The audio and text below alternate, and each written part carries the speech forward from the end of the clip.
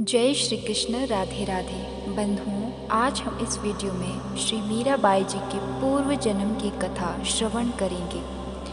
आखिर कौन थी मीराबाई, कैसा था मीराबाई का पिछला जन्म। बंधुओं, एक बात सदैव याद रखना, जब तक विरह व्याप्त जीवन में नहीं होगा ना, तब तक ठाकुर जी का दर्शन नहीं हो सकता।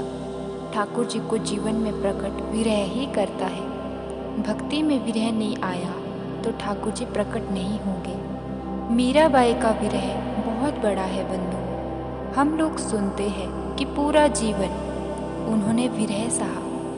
पूरा जीवन नहीं बंधु, पूरे एक युग तक मीराबाई जी ने विरह सहा है। माधवी नाम की गोपी है मीराबाई जी। कभी कभी मन में प्रश्न उठता है बंधु कि मीराबाई जी ने ऐसे क्या कर्म किए होंगे पिछले जन्म में कि इस जन्म में उन्हें बचपन से ही साधु संग मिला। सारे शास्त्र कहते हैं साधु संग करो, साधु संग करो। भगवान ने भगवत गीता में कहा है कि देवर्षियों में नारद हूँ, भगवान का ही स्वरूप है। बंधु, बचपन से ही उन्हें भक्ति का माहौल मिला, भागवत कथाएं आदि श्रवण करने को मिली। भक्तमाल कहती है, भक्ति भक्त भगवंत गुरु चतुर नाम बबु एक। भक्त और भगवान में कोई भेद नहीं। हम और आप संसार में आए हैं कर्म के बंधन में बंधकर। शुभ अशुभ, हानि लाभ, यश अपयश, ये आपका और मेरा संचित क्रियमाण प्रारब्ध है। लेकिन भक्त जब इस संसार में आता है तो वो कर्म के बंधन में बंधकर नहीं आता। भक्त भगवत प्रेरणा से आता है, भक्त भगवत कृपा से आता है। आप और मैं कर्म से नियंत्रित हैं और भक्त भगवत प्रेरणा से नियंत्रित होता है। हम बंधे हुए हैं पर भक्त स्वतंत्र आता है। भक्त आता है हमें पथ देने के लिए, राह देने के लिए। भक्तमाल में जितने भी भक्तों का उदाहरण मैंने देखा है, बहुत कम भक्त आपको ऐसे मिलेंगे जिनको भगवान अधिक संसार देते हो। भक्त को भगवान अधिक संसार नहीं देते, बचा कर रखते हैं, संभाल कर रखते हैं। कबीर कुछ अनुभव करके ही कहते होंगे कि दुख में सुमिरन सब करे, सुख में करे न कोई। जो सुख में सुमिरन करे तो दुख काहे होए। सतत श्री कृष्ण का सानिध्य मिलने के बाद भी राजमाता कुंती ने कुछ सोचकर ही मांगा होगा कि प्रभु आप मुझे दुख ही दिए रहना। क्यों? क्योंकि मैंने अपने आप को देख लिया है कि सुख आते ही आप भूलने लगते हैं। ये बात कटु है पर सत्य अनुभव करके ही कबीर ने कहा होगा, सुख के माथे सिल पड़े नाम हृदय से जाए। बलिहारी उस दुख के जो पल पल नाम रटाए। बंधु, ये जीव का स्वभाव है, आपका मेरा स्वभाव है। यदि प्रभु हमें सुख सुविधा देते हैं तो सबसे पहले हम उन्हीं को भूल जाते हैं। यदि आपके संचित कर्म से, प्रारब्ध से संसार का सुख और वैभव मिलेगा, फिर प्रभु कृपा करके सुमति साथ में देंगे। फिर प्रभु कृपा करके सत्संग, सुमति व सेवा साथ में देंगे। चिकने पत्थर पर फिसलने का खतरा अधिक है बजाय पथरीले मार्ग से। भगवान अत्यधिक अनुकूलता आने ही नहीं देते, लेकिन यदि भगवान की भक्ति हृदय में है तो सारे सद्गुण स्वतः आते हैं। भक्ति महारानी की सेवा में उपस्थित होने के लिए बिल्कुल ठीक ऐसा ही मीराबाई जी के साथ भी हुआ।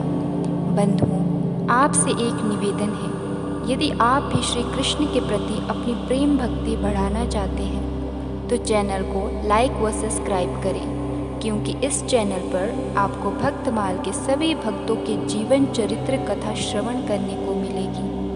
यद्यपि श्री कृष्ण के प्रति प्रेम बढ़ाना है तो प्रतिदिन आपको उनके भक्तों की कथा श्रवण करने का नियम बनाना होगा।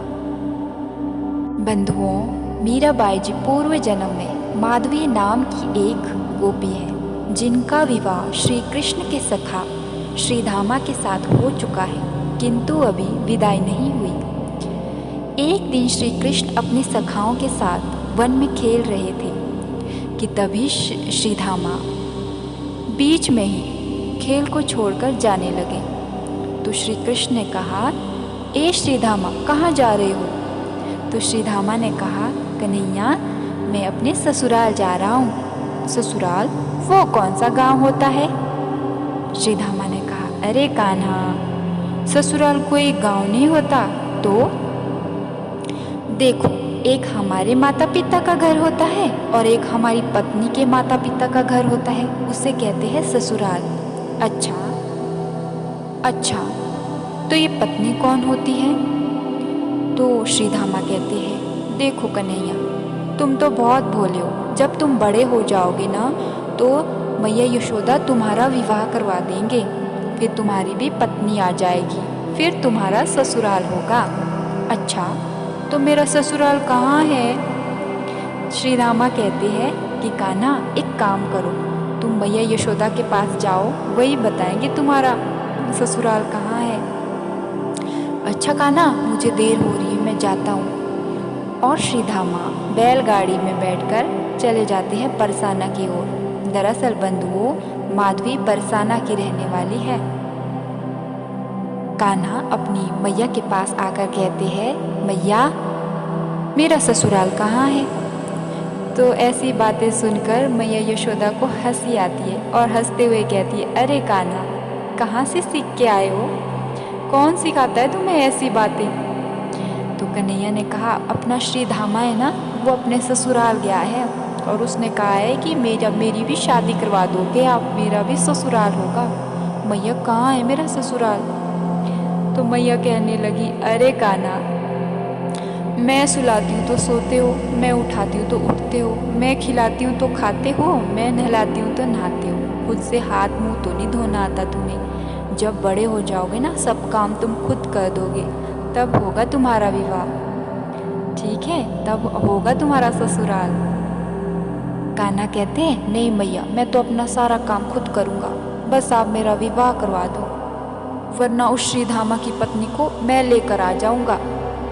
मैया यशोदा कहती है, ठीक है लाला, तुम बड़े हो जाओ, अपने काम खुद कर लो, मैं तुम्हारे लिए भी एक सुंदर सी लाली ले आऊँगी। उधर श्रीधामा बरसाना पहुंच जाता है, जहां माधवी की माँ समझा रही होती है कि देख बेटा, देख लाली, आज तुम अपने ससुराल चली जाओगी। अपने सास ससुर और पति की खूब सेवा करना, शिकायत का कोई मौका मत देना। और हाँ, तुम्हारे पति का एक मित्र है, कृष्ण नाम है उसका, उससे ज़रा सावधान रहना। माधवी कहती है, माँ ऐसा क्यों कह रही हो? माधवी की माँ कहती है कि अरे सुना है, जो कोई उसे देख लेता है ना, वो फिर उसी का हो जाता है, वो फिर उसी का चिंतन करने लगता है, उसका किसी काम में मन नहीं लगता, बस उसी का चिंतन करता रहेगा। माधवी कहती है, अरे राम राम, ऐसा क्या?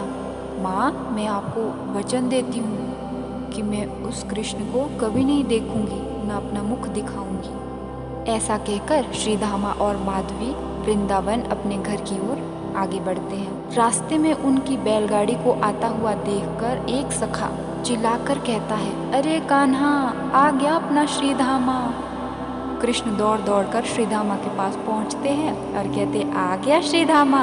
हाँ कन्हैया, आ गया। कन्हैया कहते हैं कि जरा भाभी का मुख तो दिखाओ श्रीधामा। श्रीधामा कहते हैं कि अरे खुद ही देख लो। उधर माधवी कृष्ण का नाम सुनकर घबरा जाती है और घूंघट कर देती है और आसपास जो शॉल पड़ी थी उसे भी लपेट देती है, कहीं कोई अंग ना दिख जाए। कृष्ण माधवी के पास जाकर कहते हैं, अरे भाभी, अपना मुख तो दिखाओ। माधवी और लंबा घूंघट खींच देती है। तो कृष्ण कहते, अरे भाभी, मैं आपका कोई ससुर नहीं हूँ जो आप घूंघट कर रही हो, आपका देवर हूँ, मुख दिखा दो भाभी। कृष्ण बहुत विनती करते हैं, पाँव पकड़ते हैं कि भाभी अपना मुख दिखा दो, पर माधवी है कि मुंह मोड़कर बैठी हुई है। अब श्री कृष्ण कहते हैं, अरे श्रीधामा, तुम्हारी पत्नी क्या बहरी है?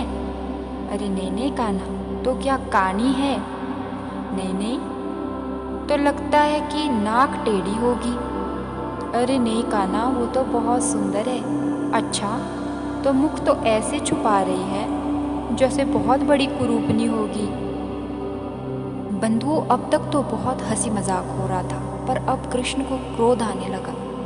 और क्रोध में आकर कह दिया कि मैं कब से विनती कर रहा हूँ कि मुख दिखा दो, मुख दिखा दो। तुम मुझे नहीं जानती हो, मुझे देखने के लिए लोग तरसते हैं। जाओ, आज के बाद तुम भी मेरा मुख कभी नहीं देख पाओगी, तड़पोगी तुम मेरा मुख देखने के लिए। माधवी ने सोचा कि बच्चा है, क्रोध में आकर कह रहा है, और मानो माधवी ने अपना सिर हिलाकर ऐसा कहा कि हाँ जाओ जाओ, मैं भी कोई मर ही नहीं जा रही तुम्हारा मुख देखने के लिए।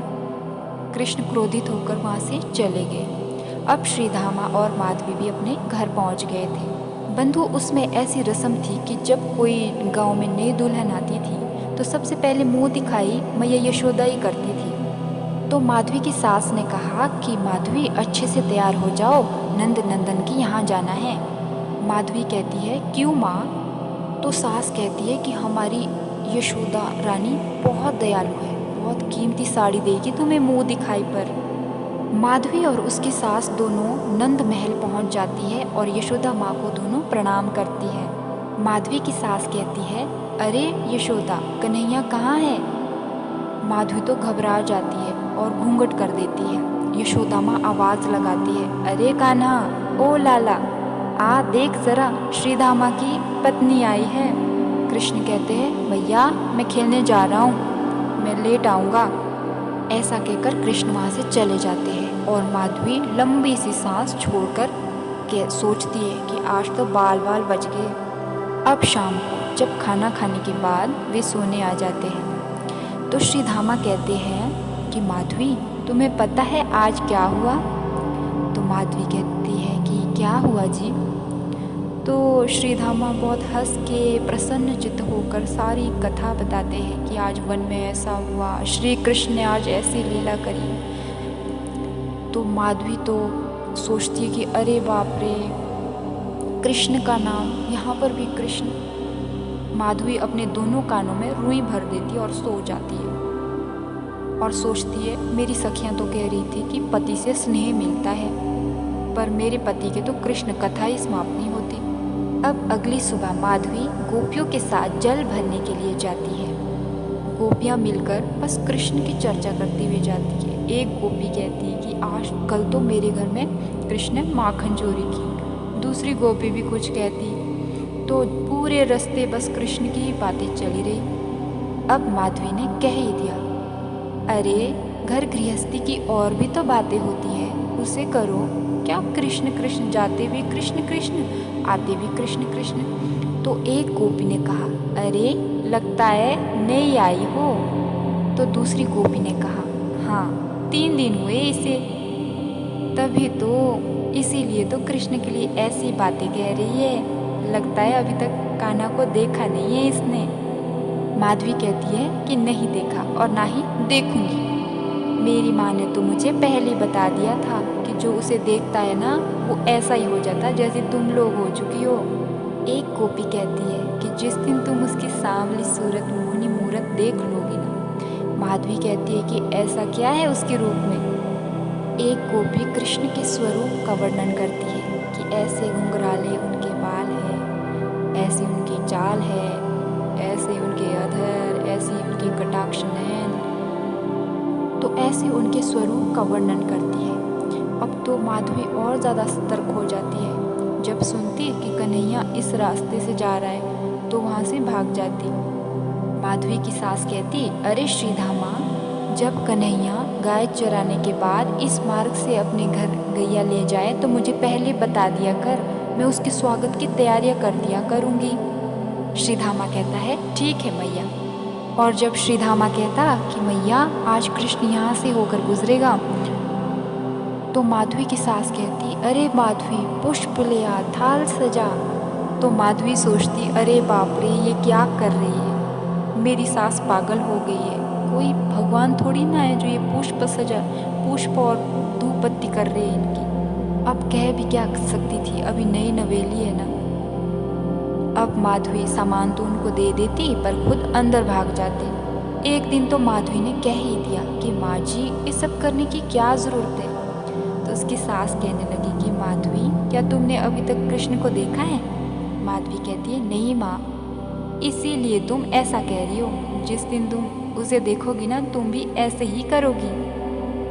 अब एक दिन माधवी की सास आकर कहती है, माधवी, जो हमने भोग प्रसाद बनाया है ना, उसे उठाओ और मेरे साथ चलो, हम गोवर्धन पर्वत जाएंगे। माधवी कहती है कि गोवर्धन पर्वत क्यों माँ? माधवी की सास कहती है कि नंद महाराज ने कहा है कि हम अब से इंद्रदेव की पूजा नहीं करेंगे, हम गोवर्धन पर्वत की पूजा करेंगे। कृष्ण ने कहा है इसीलिए। अब तो माधवी सोचे, अरे कैसे पागल लोग हैं, एक बच्चे के कहने पर इतने वर्षों से चली आई परंपरा को तोड़ रहे हैं। अब कर भी क्या सकती थी माधवी। माधवी ने भोग प्रसाद उठाया और अपनी सास के साथ गोवर्धन पर्वत चली गई। सब लोग वहाँ पर इकट्ठे हो गए थे तो कृष्ण के एक सखा ने कहा, अरे कृष्ण, तुम तो कह रहे थे कि तुम्हें यहाँ पर साक्षात भगवान को देखा है, कहाँ है तुम्हारे भगवान? कन्हैया कहते, अरे ऐसे कैसे, अपनी आंखें तो बंद करो, ज़रा थोड़ी प्रार्थना तो करो।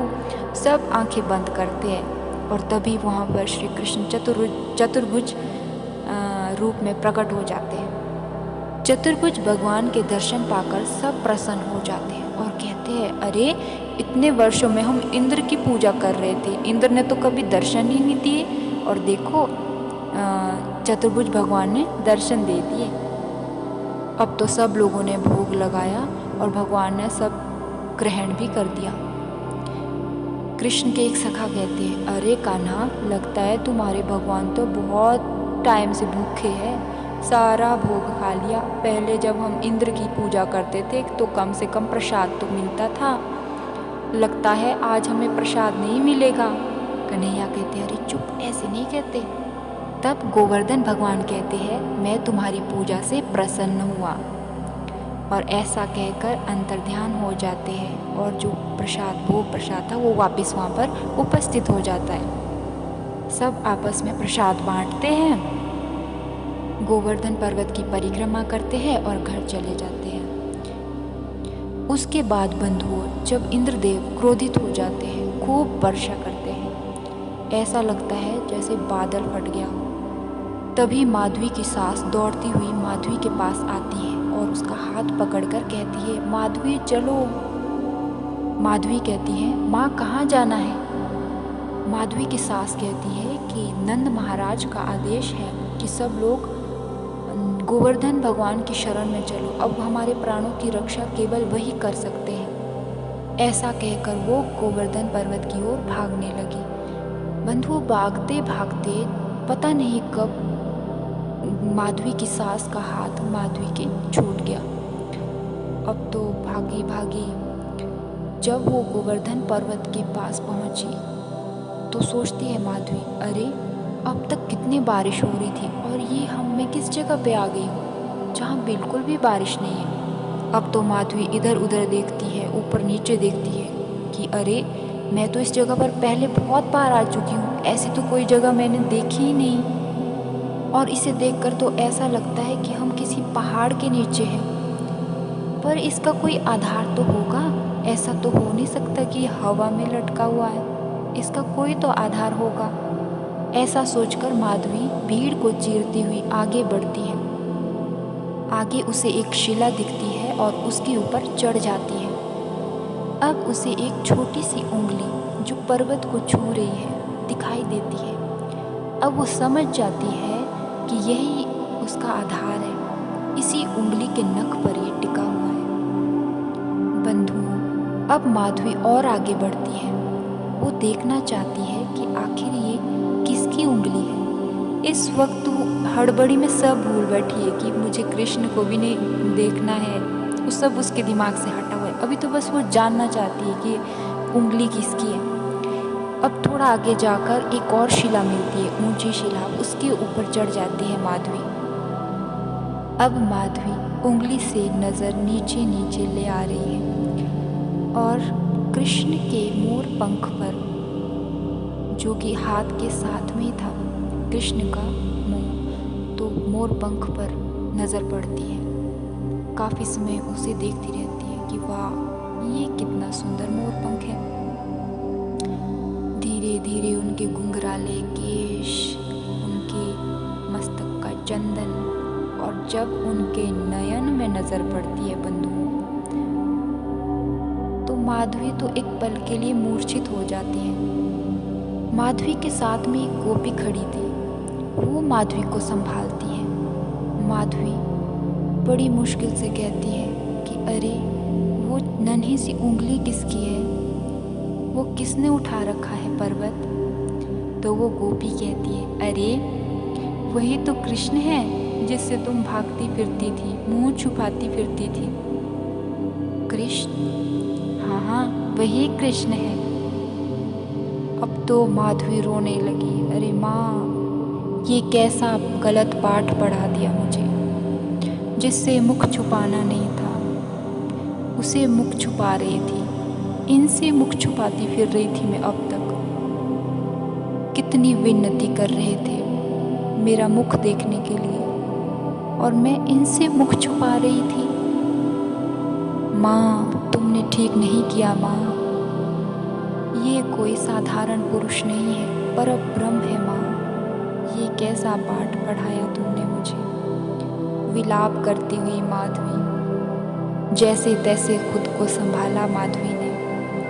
अब भगवान श्री कृष्ण का दर्शन कर रही है, संपूर्ण अंग का सिर से पैर तक कृष्ण का दर्शन करती है कि तभी कृष्ण उसकी आंखों से ओझल हो जाते हैं। माधवी अपनी आंखों को खूब मेड़ती है, उसे भगवान धुंधले दिखाई देते हैं। यहाँ वहाँ सब लोग उसे स्पष्ट दिखाई दे रहे हैं, पर जब वो कृष्ण की ओर देखती है तो उसे धुंधले दिखाई देते हैं, मानो आंखों में पानी आ गया हो। खूब मेड़ती है अपनी आंखों को, पर कुछ नहीं होता। माधवी समझ जाती है कि ऐसा क्यों हो रहा है।